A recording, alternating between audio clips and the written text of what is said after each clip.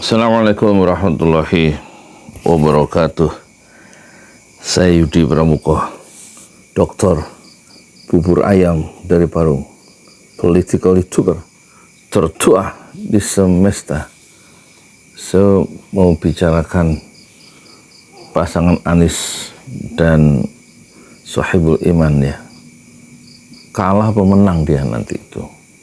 Tapi sebelumnya saya akan bacakan surat Al-Ghasyiyah untuk mengingatkan para penguasa ya. A'udzubillahi minasyaitonirrajim. Bismillahirrahmanirrahim. Hal ataka haditsul ghasyiyah. Sudahkah sampai kepada kamu ya Muhammad berita tentang hari kiamat? Wujuhu yawma idzin khasyi'ah. Pada hari itu, pada hari kiamat banyak wajah yang tertunduk hina, amilatun nasibah, karena mereka bekerja keras lagi kepayahan. Tasla naran hamiyah, mereka memasuki api yang sangat panas. Tusqa min ainin aniyah, mereka diberi minum ya, dari sumber mata air yang sangat panas. Laisa lahum ta'amun illa min dhari, mereka tidak dapat makanan ya, kecuali dari pohon yang berduri. La yusminu wa la yughni min ju', dan mereka tidak, makanan itu yang tidak menggemukkan, tidak bikin gemuk, dan tidak juga makanan itu bisa menghilangkan rasa lapar. Surat Al-Ghasyiyah 1 sampai 6 sampai 7 ayat. Moga-moga ini bisa membuat hati kita takut bergetar ya, tentang bahaya akhirat buat orang-orang yang mencampakkan keadilan sebagai seorang penguasa. Kemarin itu secara mengejutkan Partai Keadilan Sejahtera mengumumkan Sohibul Iman, wakil ketua dari Majelis Syuro kalau tidak salah dari Partai Keadilan Sejahtera, menjadi gubernur DKI, bakal calon gubernur DKI.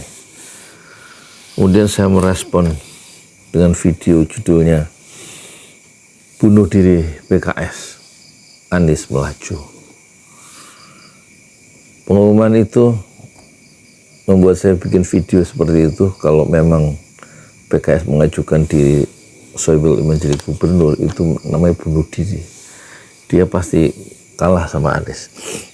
Dan wartawan langsung tanya ke Surya Paloh, Ketua Umum Nasdem, bagaimana ini? Jawab Surya Paloh sebagai politisi kawakan, nanti juga berubah katanya. Dan betul 2 hari kemudian Presiden PKS mengumumkan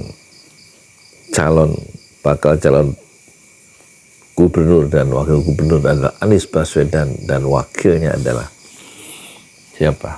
Sohibul Iman. Jadi satu cara PKS melakukan satu manuver politik untuk melakukan cek, istilah test to the water, atau mengecek ombak bagaimana reaksi masyarakat kalau bakal calon gubernurnya adalah Sohibul Iman. Dan ternyata dia memang tidak sungguh-sungguh, kecuali hanya mengetes pasar, respon pasar, respon orang, respon tokoh, respon partai terhadap manuver yang cantik, kira-kira begitu, dari Partai Keadilan Sejahtera. Dan dia memang tidak ada pilihan lain kecuali menjagokan Anies Baswedan. Sekarang persoalannya, setelah Anies dipasangkan dengan Sohibul Iman, itu orang kecewa ya. Dia akan mudah dikalahkan karena basis konstituen atau pemilih dari Anies dan Sohibul Iman itu sama ya. Sama, yaitu kelompok Islam ya. Dan untuk Jakarta Utara dan Jakarta Barat itu pasti Anies dan Sohibul Iman dikalahkan. Seharusnya Anies Baswedan itu dipasangkan dengan calon dari PDIP atau yang lain yang sifatnya bukan Islam, atau mungkin juga berpasangan dengan Kaisang yang mewakili anak muda. Dan sejumlah pengamat itu meragukan peluang Anies dan Sohibul Iman untuk merebut Gubernur DKI. Dari segi keterpilihan Anies memang tinggi, tetapi keterpilihan Sohibul Iman itu tidaklah tinggi. Anies selalu nomor 1 dalam survei-survei. Menurut informasi dari Surya Paloh, selalu ranking 1. Jadi ada persoalan pasangan itu sama-sama dari yang didukung oleh basis konstituen yang sama, basis pemilih yang sama, dan tidak menambah apa-apa terhadap perolehan suara Sohibul Iman sebagai bakal calon gubernur itu. Itu salah satu poinnya. Dan kemungkinan kalau pasangannya itu 3 calon gubernur dan wakil presiden, itu ada 3. Misalnya PDIP mengajukan sendiri, dan kemudian nanti Gerindra juga mengajukan calonnya sendiri. Mungkin Kim, Koalisi Indonesia Maju, akan mengajukan RK misalnya, Ridwan Kamil dengan Kaisang. Itu lawan yang berat buat Anies Baswedan dan Sohibul Iman. Apalagi kalau calonnya head to head cuma 2, pasti Anies kalah. Tapi kalau calonnya 3, mungkin nanti Nasdem mengajukan Ahmad Saroni dan siapa gitu, Gerindra mengajukan yang lain, ada 3 calon, kemungkinan Anies itu menang itu sangat besar karena suara dari Ahmad Saroni dan Ridwan Kamil itu terdistribusi ya, sehingga yang menang nanti 50% plus 1 adalah Anies Baswedan kalau calonnya 3. Tapi kalau calonnya hanya 2 katanya, ini kata pengamat, kata orang-orang ahli itu loh, Anies menang, tapi tetap ada persoalan itu, pasangan itu, pasangan dari Anies Baswedan dan Sohibul Iman. Meskipun mereka tidak meragukan soal integritas keduanya, tentang kemampuan dan juga kebulatan nilai antara satunya kata dan perbuatan itu, dua-duanya bisa diandalkan, yaitu kapabilitas, kemampuan, dan integritasnya. Tetapi soal pemilu, soal suara adalah suara yang lain. Orang-orang yang jujur bisa dikalahkan, orang-orang yang punya integritas yang tinggi bisa dikalahkan. Dan dalam konteks ini Anies dan Sohibul Iman bisa dikalahkan dengan mudah karena pasangannya itu, meskipun diakui kedua-duanya memiliki kemampuan dan integritas yang tinggi, yang bagus. Kita coba melihat cara berpikir yang lain ya. Kalau yang tadi kan dari segi demografis ya, sekarang kita lihat dari psikografis ya.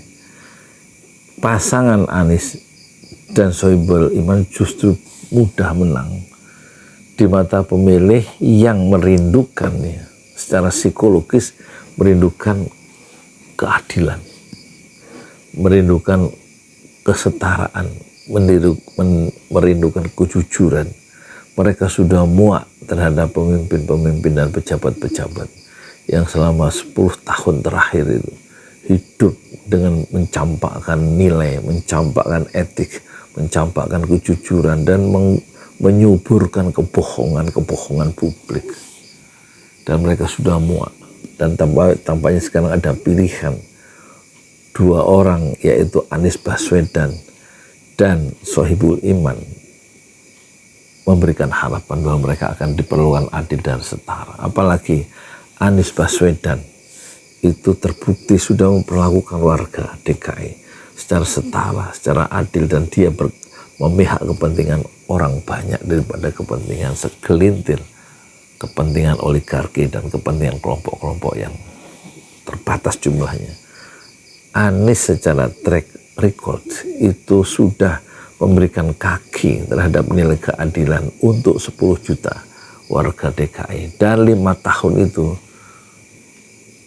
hasil-hasil kerja yang berbasiskan nilai, berbasiskan etika, berbasiskan nilai-nilai keadilan itu secara meyakinkan dirasakan oleh warga DKI untuk sebagian besarnya. Baik kelompok-kelompok kaum Sikh, kaum Nasrani, kaum Protestan, Islam, dan kelompok-kelompok yang termarginalkan dalam proses-proses sosial pembangunan politik. Seperti penduduk Kampung Bayam, Kampung Akuarium yang digusur oleh Ahok dan kemudian mereka diberikan tempat secara adil sebagai manusia yang berhak untuk menikmati kesejahteraan secara setara di kotanya sendiri. Dan justru Kampung Bayam itu disia-siakan oleh Gubernur B.J. Heru dan tidak mendapatkan rasa keadilan. Tentu kelompok-kelompok yang terus merindukan rasa keadilan itu akan memilih Anies Baswedan. Meskipun Anies Baswedan berpasangan dengan tuyul sekalipun, tapi karena kekuatan Anies pada nilai, pada etik, pada kesopanan, pada keramahan di dalam leadership selama 5 tahun di DKI, itu akan membuat Anies Baswedan leading. Meskipun bakal calon gubernurnya adalah tuyul, kira-kira begitu ya. Tapi kan bukan tuyul aslinya, aslinya kan Sohibul Iman ya. Apalagi Sohibul Iman yang berbasiskan PKS. PKS adalah pemenang dari pileg di DKI. Dan tampaknya masyarakat DKI yang sudah jenuh, sudah muak terhadap kebohongan, kejujuran, kecurangan, dan pejabat-pejabat yang sering meludahi etik, meludahi nilai-nilai kejujuran, kebenaran, dan keadilan, itu tentu mereka akan tidak punya pilihan lain kecuali memilih Anies Baswedan dan Sohibul Iman karena persoalan kerinduan terhadap pemimpin yang akan memperlakukan mereka secara lebih adil dan setara bagi semua kelompok. Dan kita tahu misalnya beberapa hari yang lalu kelompok Kristen atau Nasrani, tokoh-tokoh Nasrani, salah satunya Saud Situmorang yang pernah menjadi wakil dari ketua KPK sebagai tokoh Nasrani, dan beberapa orang itu mendatangi kantor PKS, Partai Keadilan Sejahtera. Coba bayangkan, non-muslim mendatangi kantor PKS, tujuannya satu, mendorong Partai Keadilan Sejahtera supaya mendukung, mencalonkan Anies Baswedan untuk gubernur DKI periode kedua. Itu artinya apa? Kelompok non-muslim merindukan keadilan yang pernah mereka rasakan saat Anies Baswedan memimpin Jakarta selama 5 tahun dari 2017 sampai 2022.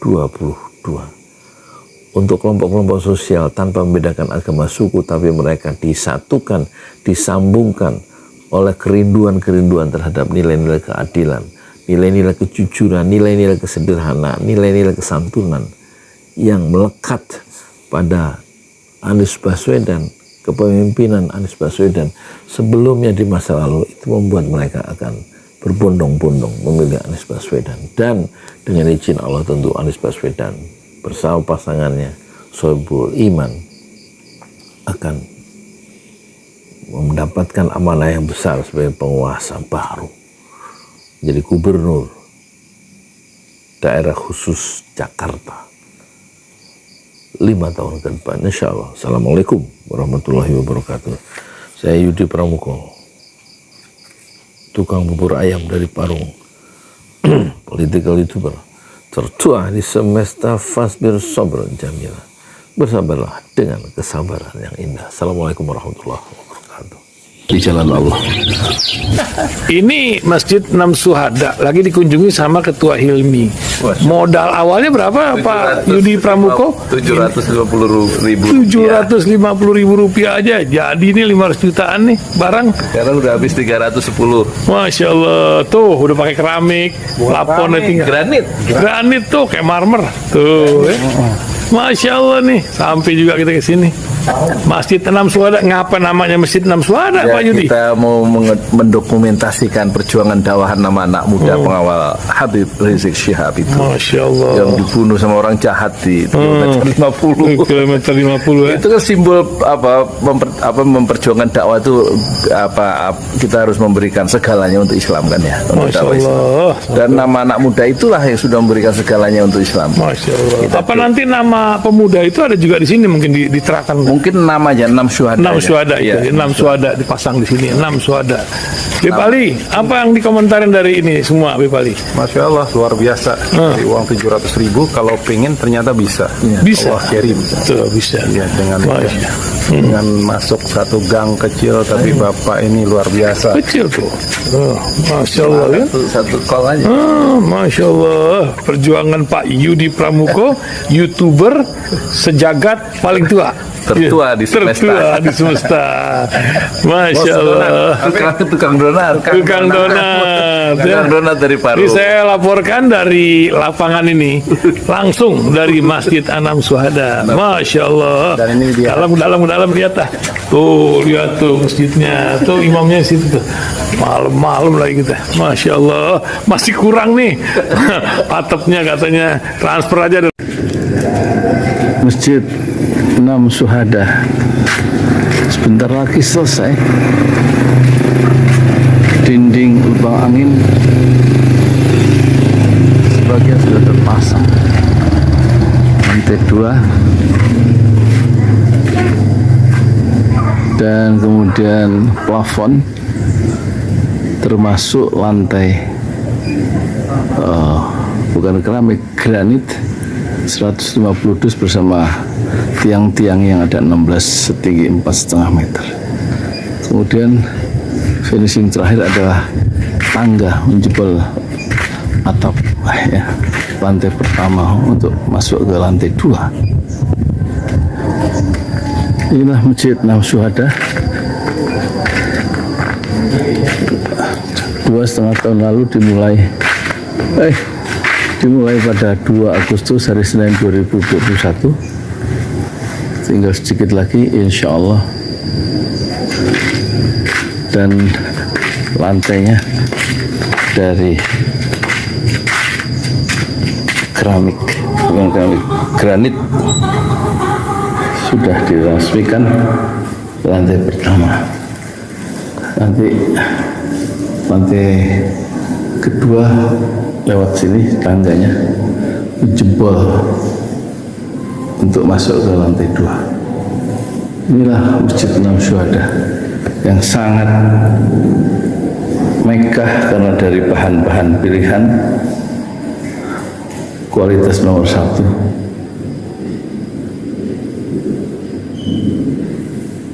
Tinggal sekitar 80 juta lagi finishing lantai atas selesai, insya Allah.